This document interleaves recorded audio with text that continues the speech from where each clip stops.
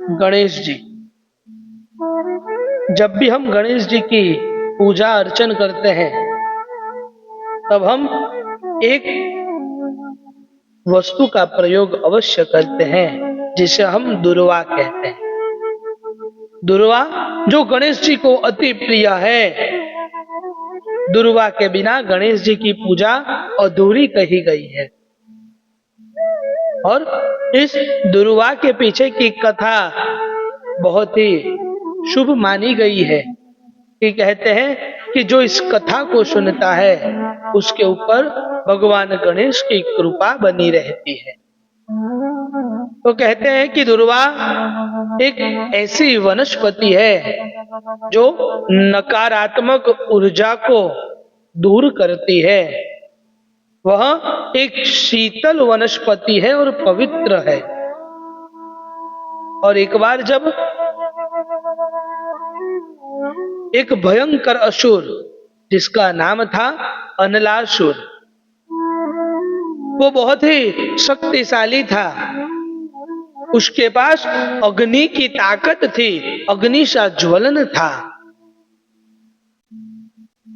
और जब भी वह युद्ध करने जाता था सभी का विनाश कर देता था, क्योंकि उसके पास अग्नि थी। उससे सभी देवता भयभीत हो गए थे। उसने सभी देवताओं को पराजय कर दिया था। यह देखकर सभी देव भगवान गणेश के पास गए थे, क्योंकि गणेश जी विघ्न हरता है। वह सभी के विघ्नों को हर लेते हैं, दूर कर लेते हैं। इसलिए यहाँ तक कि आप सोचिए कि देवता भी भगवान गणेश के पास जाते हैं। सबने गणेश जी को प्रार्थना की, हे गणेश जी, आप हमारी इस समस्या को दूर कर दीजिए, इस असुर का विनाश कर दीजिए, नहीं तो ये देवताओं के ऊपर विजय प्राप्त कर लेगा। देवताओं की प्रार्थना सुनकर गणेश जी अपना एक बाल रूप धारण करते हैं और अपनी शक्तिशाली ताकत से अनलासुर को निगल लेते हैं।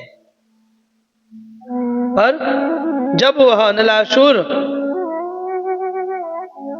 अग्निशा बलवान था, इसलिए जब वह भगवान गणेश के उदर में, पेट में जाता है, तब वहां पर गणेश जी को जलन होने लगती है। सभी देव अनेकों प्रकार के उपाय करते हैं, पर गणेश जी को शीतलता नहीं मिलती है। तब एक ऋषि आते हैं।